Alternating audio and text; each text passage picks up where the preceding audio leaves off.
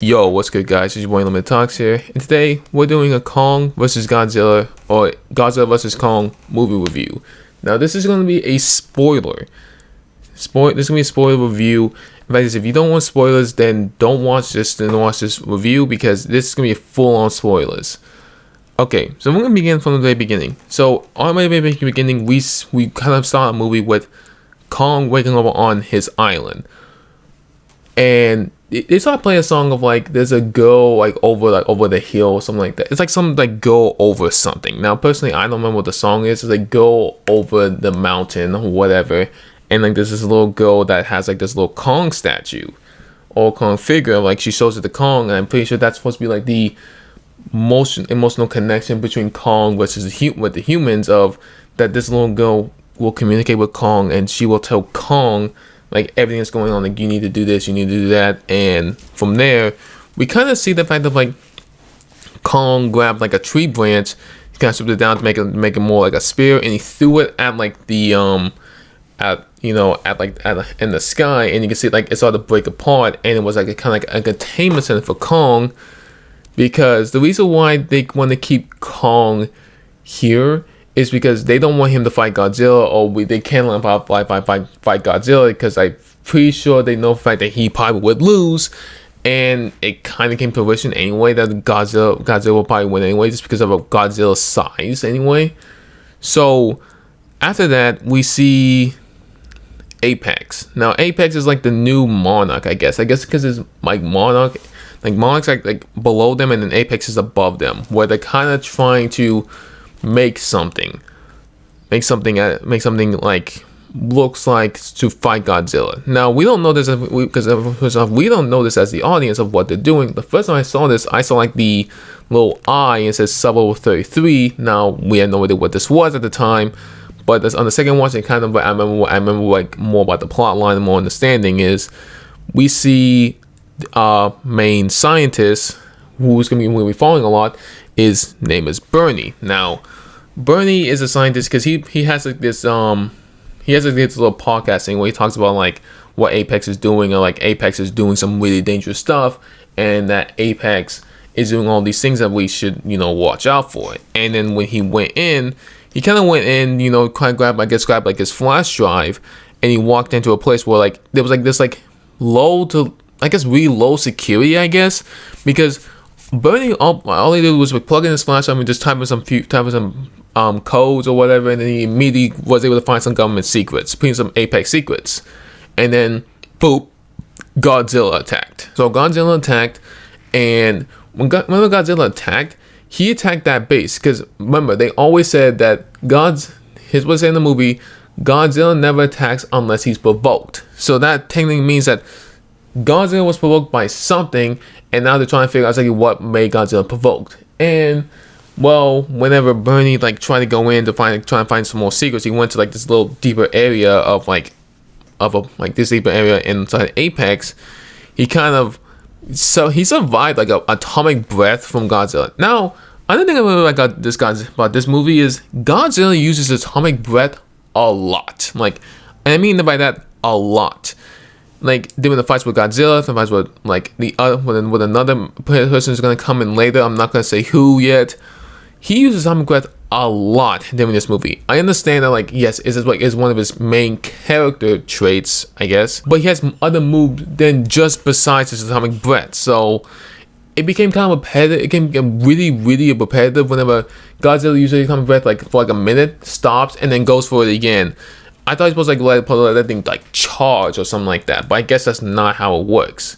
So that maybe like a couple moments later, we see Billy Brown, whatever the name, the girl from Stranger Things.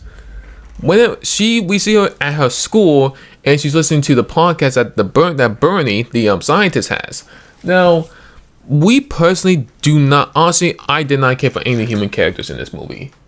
I just did not care for any of them. Most of them were annoying. Most of them have like no personality.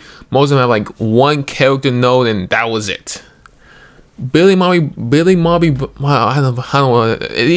The girl's name from Stranger Things. I think it's Billy Molly Brown. I'm pretty sure that's what her name is.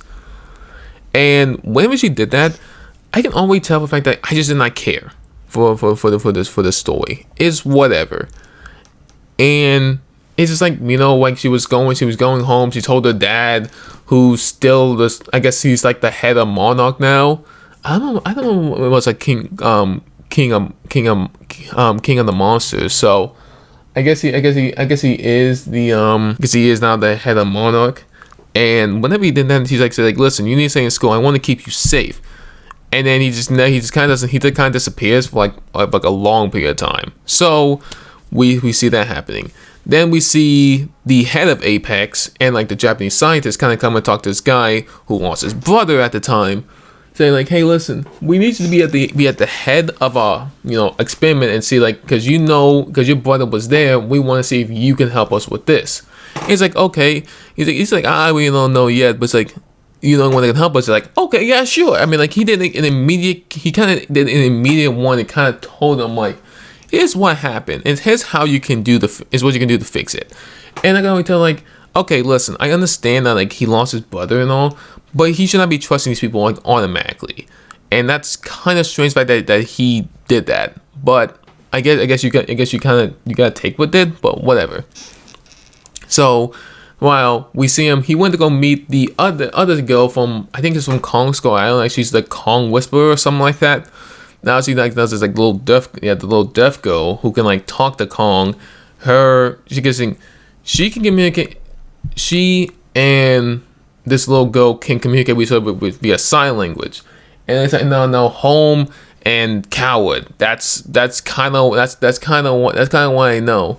So I mean, with this, it's like whatever. So we kind of skip past all this moment in time, and we kind of get back into something we don't really care about. Because again, I don't care about these human characters. I just don't care about them. They don't have any personality, in my opinion, for them to be really important. Most of the characters that we kind of see and meet, like again, we see Josh. Like Josh is supposed to be the comic relief, and I just really didn't laugh at this movie. It felt kind of weird because there was some moments in time where people were laughing. I was looking about like, is this funny or not? Like I just couldn't tell if this was actually supposed to be funny. In some cases, it kind of was, but it kind of wasn't. So in multiple cases, I just did not know if it was supposed to be funny or not. So after that, Josh is the comic relief. Billy Bobby Brown is kind of like the girl who kind of goes ahead and just kind of does everything. Like she kind of goes charging head first, no plans, no talking to anyone, and kind of just does it. So we begin with that. So what we see next is Kong goes on this boat, and like he's surrounded by all these like warships, and then Godzilla comes, and it was kind of cool to see Godzilla and Kong fight for the first time, because I mean Godzilla wins this bout. Godzilla wins. So Godzilla at this moment in time is already like up like 1-0 against Kong, and I figured that like he was gonna win because he was in near water, and the fact that Kong had like nowhere else to go. I mean, like with all the warships, pretty much Godzilla came in and pretty much destroyed like almost like 75 to 90% of the warships that were there, and only left like maybe like 3 to 4 ships, even at best. He probably left 3 to 4 ships like remaining, and it was kind of cool to see like Godzilla just completely destroy everything, and he dragged Kong on the water, and like they released these like little like bombs, and I guess it had to hit. Because my whole thing is like it had to hit Kong too. Like that's my thing. So what are these bombs? Like these bombs like drop down, they drop in the water, and it explodes. So you mean to tell me that it hit only Godzilla, it didn't hit Kong at all? Apparently it didn't, because Kong kind of comes out of the water, and he kind of coughs up water. He's like ugh. He's like, I'm done. Like it's kind of after a fight, like you're just done. Like you're just tired. And I mean, Godzilla was ready for more. Like you think Godzilla was ready to pretty much kill Kong if Kong was not if they can cut off the power. Now that's a dumb like plot line right there, where they cut off all the power, they cut off all the engines, cut off everything, and you mean to tell me that Godzilla believed that King Kong was just dead, like he was done? I guess Kong must have stopped his heart just like slightly enough for Godzilla to believe that like But you get me suspension of disbelief for saying like, okay, well, Kong stopped his heartbeat enough for Godzilla to realize like, okay, maybe he's done. But I have no idea even if Godzilla can do that. I mean, he has to, because he has to know that like what King Kong is at all times, and like where his heartbeat is and where everything is, because that has to be the case. Okay, so next scene. Billy Mike Brown, Josh, and Bernie go into like Apex, like the first site that I was attacked by Godzilla. And why is there's like legit no security? Like, my whole thing is like, there's no security, there's no guards, there's no police, there's no nothing. So people can kind of just walk in and just look around if they really wanted to. And it's weird the fact that this happened, because whenever they walk in, they kind of slide down this little ramp to go into like this little area where, you know, Bernie saw like the little ball thing. Like it's an eye, but it's like a little ball. When they walk in, they don't see anymore, which because it moved to Hong Kong sublevel 33. But my whole thing is, why did Billy Mike Brown like immediately go to the like keep walking forward, and we saw this elevator that can go down? Like, you mean to tell me that nobody was guarding this door? So no guards of Apex was guarding this door at all, because they go in, they go all the way down to sublevel 33, which it can go even deeper and deeper. But why sublevel 33? I don't know. It has to be some plot of like Godzilla Kong lore or whatever. So they go down sublevel 33. They walk out and they see like these little pods, like the home pods of like eggs in it. And you kind of look inside it, but it's skull crawlers, which is like, I thought it'd be like more sense of like, maybe they're bringing an army to find Godzilla and Kong, or they're bringing something. No, it's not that interesting. It really isn't. I thought it'd be a lot more interesting if it was something a little more interesting besides the fact that I'm like, oh yeah, they're having skull crawlers for the ultimate mission, which pretty much is, the ultimate mission is pretty much is they build Mecha Godzilla. Yes, that's it. That's what they have. They built Mecha Godzilla. Now, even though Mecha Godzilla is like just a mechanized version of Godzilla. It doesn't have like skin or anything. It's kind of like a Terminator in a sense, where it's just full on just metal. And that's kind of the reason why that they need like some type of material to like charge up Mecha Godzilla, because you're gonna use it up by 40%. And you know, that's kind of the reason why they need Kong to go into this place. So after like the fight with Godzilla and Kong, we see that Kong flies up and he goes to like Antarctica, where this place called Hollow Earth is. Hollow Earth is kind of like, it's like the home mini place inside the core of the Earth that like all the monsters live. I guess that's how they're gonna explain it. I bet it was just freaking aliens or something like that. I don't know. Monsters just live, and they have to follow Kong, go down this place. And already, this is like kind of weird, because like they had to go through this.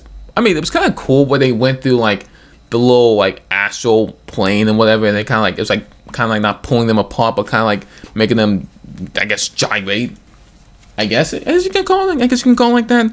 Where they're kind of like gyrating, stuff like that. They're like, because it's supposed to be like, because the whole thing they said is like, it's supposed to flip you like on your head, pretty much.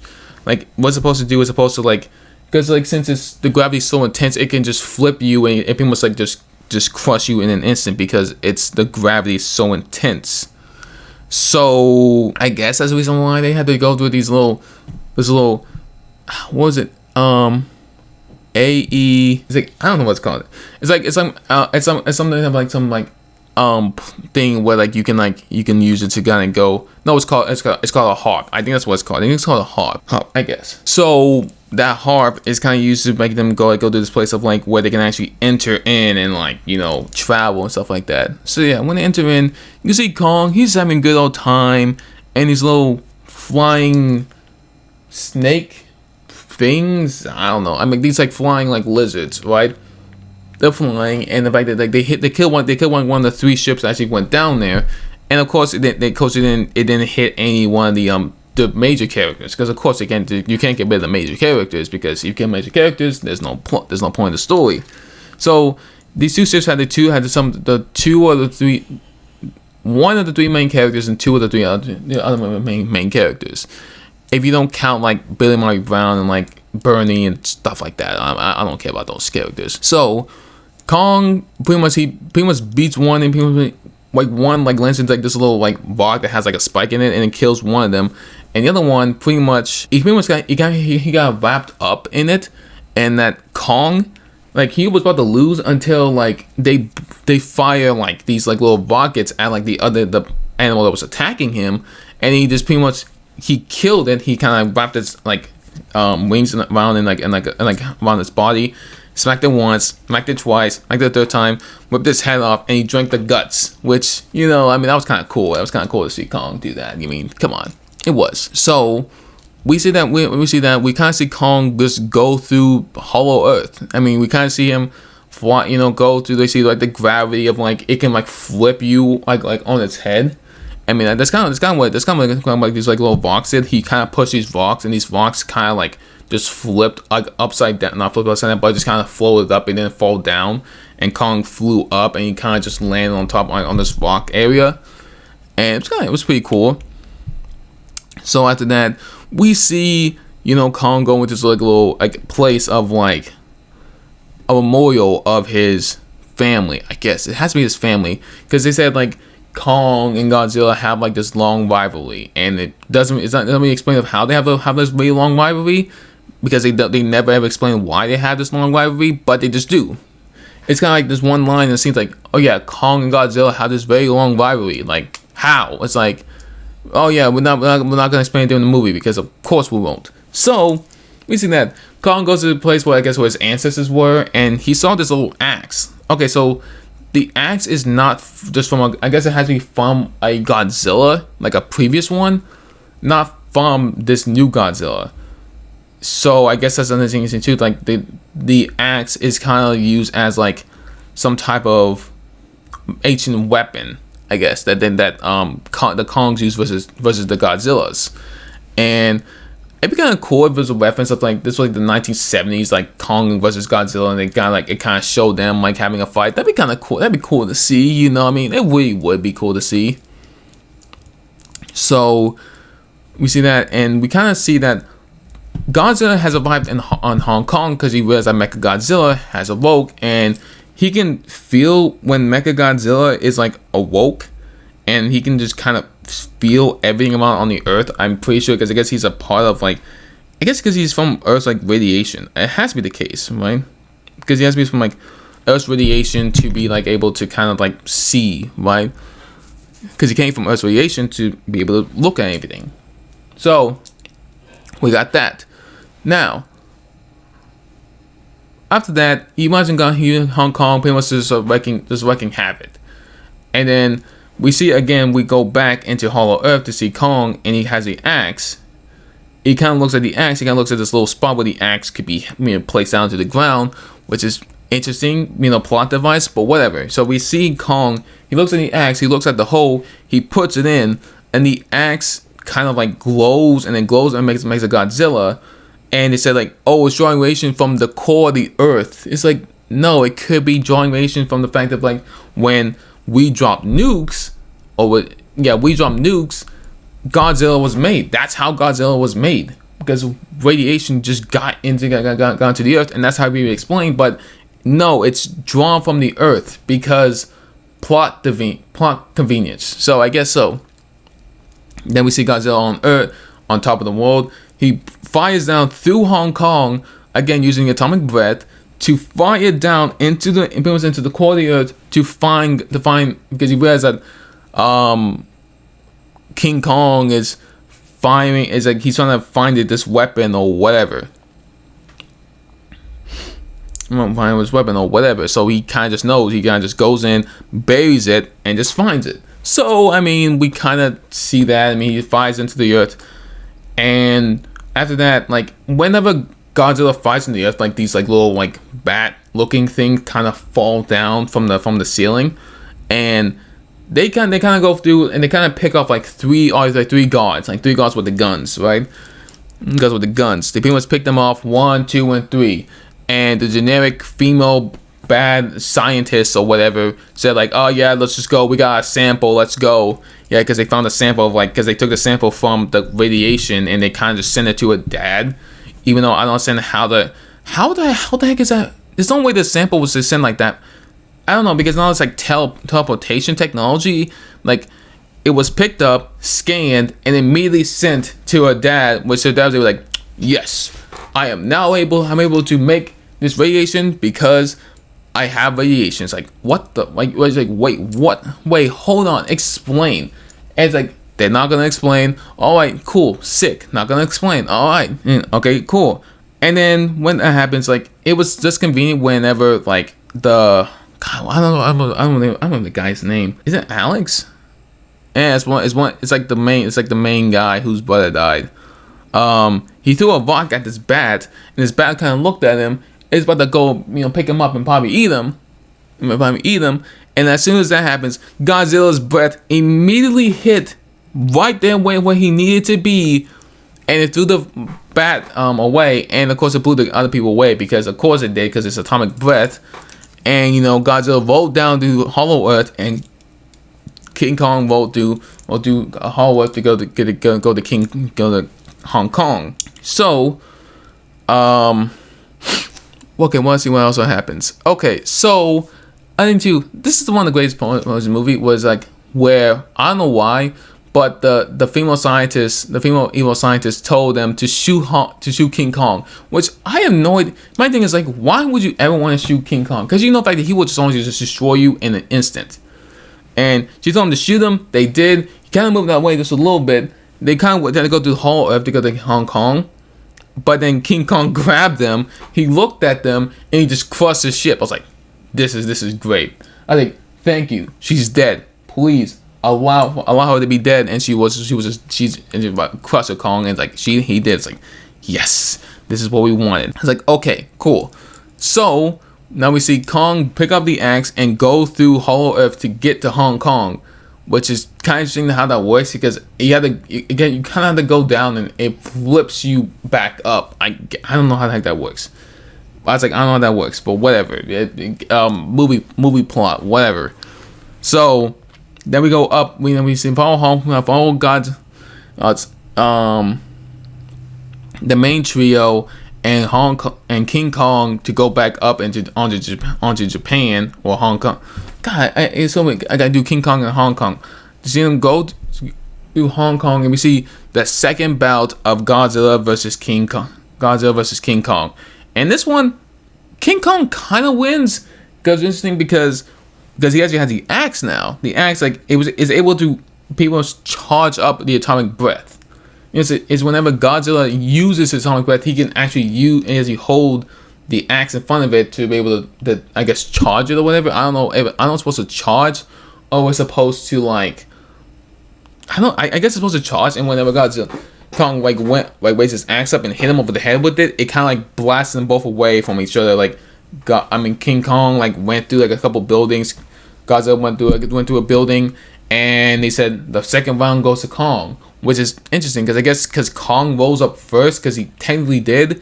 So yeah, we saw that, and then okay, let's see. Oh yeah, now we see Millie Bobby Brown and Josh and Bernie go to the facility and see King Ghidorah's head is being used as a supercomputer. Again, Millie Bobby Brown just knows where to go to this building. I don't know. It's so weird the fact that she just kind of knows where everything kind of is, right? Everything kind of is, right?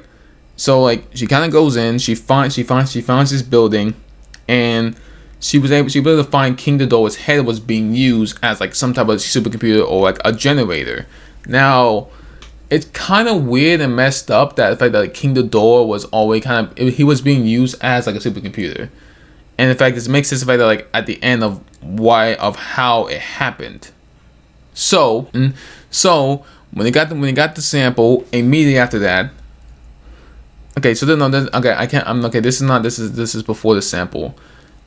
they kind of go through this like weird area place. So they kind of pop out of like a vent or whatever, kind of inside the King Ghidorah's like head and like the supercomputer area. Even the fact that there was like a bunch of people that can always see them was like, my whole thing is like, they were gonna see you regardless.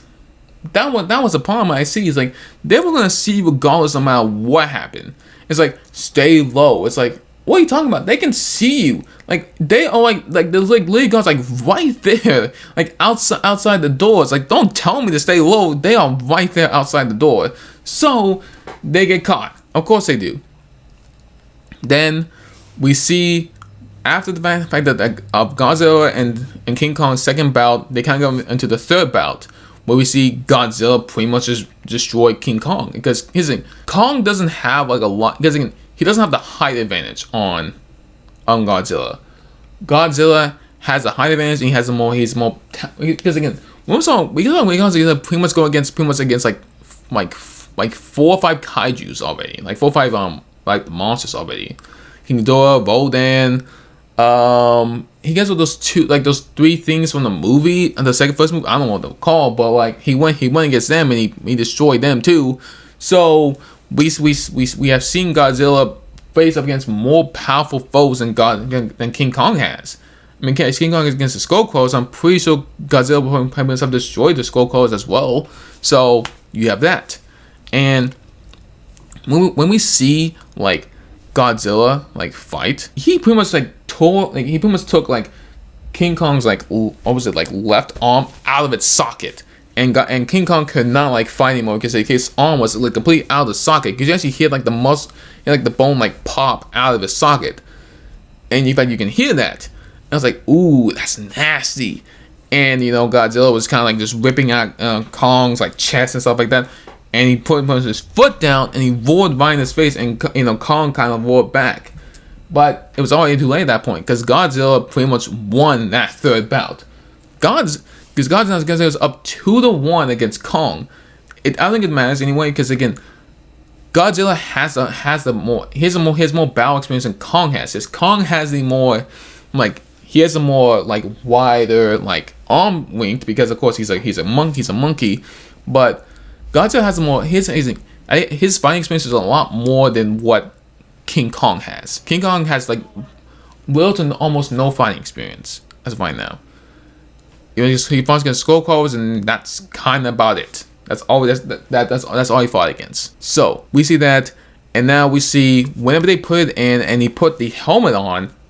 When the Japanese scientists put the helmet on, we can see him like, oh yes, the link will be connected. And then the link did not connect. The reason why is it was overridden by King Ghidorah. Now King Ghidorah, I guess because you're inside the brain of King Ghidorah, so I guess because they're using his brain to use a Mechagodzilla, which is because he's saying his brain's like taking a supercomputer because it has psychic links to the other heads. I don't know. It's a weird plot. It doesn't make any sense because it doesn't really have to make any sense because it's a monster movie. But and we see that. We see the fact that it was overridden by, looks like King Ghidorah. I'm pretty sure it had to be, because we see Mechagodzilla, he wasn't following any orders. He looked up and he looked to the left and he saw like the head guy. He walked over to the panel, and the head guy's like, oh shit, and he got through it, and Mechagodzilla just punched right through it. So I'm guessing all the other gods died too, because when Millie Bobby Brown, Josh, and Bernie all woke up, none of the other gods were there. So I'm pretty sure that either they had to leave or they're just dead. Because there's like maybe like in total there's like 8 to 10 people in that room, like 3 or 4 gods. You had to guard these other people. They're just gone. So I guess plot armor really does work for this movie. And the Japanese scientist got shocked to death and he just died. He's like, and he's dead. And he's like dead. Alright, so he's dead because he's completely dead. So we see Mechagodzilla blast through the mountain, escapes, and he's blasting through like again Hong Kong as well. Now my question is with this is how come these people weren't evacuated? Like, okay, because when people evacuate, like there was a bunch of people who evacuated into the Titan shelters. You mean to tell me like in like I guess down like uptown, I don't know, it was uptown, downtown Hong Kong, people just did not evacuate. I'm just taking a guess that people just did not evacuate at the very beginning. Again, they should have. They should have evacuated enough as it is, because you saw the damage that King Kong and Godzilla did like in downtown or uptown. I don't know what else. I guess it would be downtown. Why don't we just evacuate now? But no, they just were just sitting there. It's like, I don't care about these people. These people are dumbasses. Like, they should have evacuated from the very fucking beginning time they saw that shit. But no, they had to be, like, oh, I want to see the action. Man, fuck on the action. I want to get down there in that freaking bunker. And, we saw like a bunch of people probably just die. But we honestly, we don't care about the humans. We want to see Godzilla versus King Kong. That's what we came to see. So I want to see those movies. I want to see the two main Titan characters go at it more than just fact of what they're more just like 3 times. They only faced like 3 times and that was it. It's like it kind of felt like it was really, really short, and this didn't take that long. So, all right, so. After we get all that, we see Millie Bobby Brown call her dad again because her dad's in Hong Kong, I guess. And she's like, I'm in Hong Kong. And he's like, what? I can't hear you. And yeah, you can. And in fact, you can hear him, but whatever. So we're seeing Godzilla pretty much getting the pretty much absolute shit beat out of him by Mechagodzilla. Because again, Mechagodzilla is supposed to be able to beat Godzilla like one-on-one. Because if he has a crystal on him, then yeah, he can pretty much beat Godzilla. A lot of people probably say Mechagodzilla should not beat Godzilla, but he's supposed to beat Godzilla. That's the whole premise behind it. So that's kind of what we have. So after a while, we kind of see Godzilla. We see King Kong. Like, we see like the little girl kind of say like his heart is slowing down. It's like, okay, his heart's slowing down. It's like, so the main guy's like, okay. And he goes into the ship. And he's like, I'm gonna supercharge his heart. Like, so you mean to tell me he's able to hack into the ship? And must be saying, I guess so. So he was able to hack into the ship's like little power thing, turn it on, flip on the battery charges hard, and he's like, oh, I'm awake. So he was able to hack into the ship like super easily. It's like, okay, sure. I mean, suspension of disbelief is kind of like falling out the window right now because it doesn't make any sense. But sure, why the hell not? Then we see Millie Bobby Brown, Josh, and Bernie trying to hack into Mechagodzilla because this Mechagodzilla is whooping Godzilla's ass right now. Pretty much Godzilla is losing the fight as of right now. So what happened? Okay, so because Josh, he went to this like program at summer camp saying like, oh yeah, I can be able to hack into the computer. He does that, it gets locked out, and it's like, Bernie's like, what do you mean you can't do it? Like, I thought you were good at this. Like, so they're making fun of hacking. It's like, oh, hacking's whatever. You can't be just hacking at anything. And a lot of people probably can. I mean, I'm just saying it right now. So Bernie kind of grabbed the string out of like his gun holster thing. He grabbed it. It's like saying like, oh, you want to have this drink? It's like, drink, and he just poured the drink on the control panel. So it's just like, it doesn't make any sense because like Mechagodzilla wouldn't work in the first place. That shouldn't work like at all. I'm sorry, but like, you mean to tell me that I guess because since it is still a part of like what it's still kind of connected somehow, but it still does not make any sense. So we have that. Now when we see Godzilla and King Kong are fighting together. Now we both see King Kong and Godzilla both fight Mechagodzilla, and Mechagodzilla is getting upper hand because again he is a Mechagodzilla and he is powered up with the radiation from the Earth. I guess that's kind of how they're explaining it. So we see that, and we see, King Kong go grab his axe. King Kong grabbed the axe that he was using to fight against Godzilla, and they're still losing. And then Mechagodzilla, when they pour the drink on there, Mechagodzilla kind of folds up for a little bit. It's like, and then he kind of powered up again. It's like, okay, so that really didn't do that much. But I guess they gave him enough time to think of a plan of saying, okay, Godzilla will fire his atomic breath at the axe, and King Kong will use the axe to then chop up Mechagodzilla. He chopped up the tail, he chopped up his left arm, his right arm, his left leg, and then he just chopped up the head and just ripped the head out. And that's how the fight ends. It was a very, very short fight. And then, King Kong kind of collapsed on the side of a building, and that was it. And another thing too about this, whenever they were doing the evacuation scene, like, people kind of meeting and stuff like that, we see Millie Bobby Brown and her dad, like, meet together again. Like, it has to be a coincidence of the fact of, like, that Millie Bobby Brown was immediately in Hong Kong, and so was her dad. Like, there should be no possible way in hell that these two actually should be here. But I guess they have to be because of plot reasons. Everything can just be explained off a plot. So yeah, we have that, and we have that. So after we see that, we see Godzilla roar once again. And everyone's looking up at, Godzilla, saying like, oh God, is he gonna fight again? Because, Godzilla's still ready to scrap. So we have that. And we see Godzilla and King Kong Godzilla's like rolling at King Kong, and King Kong looks at the axe and he drops it. So pretty much Godzilla, because King Kong submitted to Godzilla that I cannot beat you. And in fact, that Godzilla pretty much won. Godzilla won the bout, and King Kong just kind of went back to Hollow Earth, and he's now the king of Hollow Earth.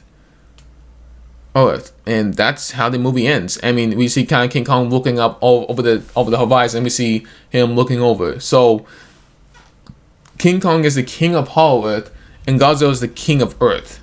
Well, pretty much is, I mean, what's a king to a god, pretty much, but. That's kind of like my review of the movie, and if I want to be harsh, I can honestly give this thing like a 6. But like, it's just dumb action. It was dumb fun. I hated most of the characters. The characters were honestly like the worst part of the movie.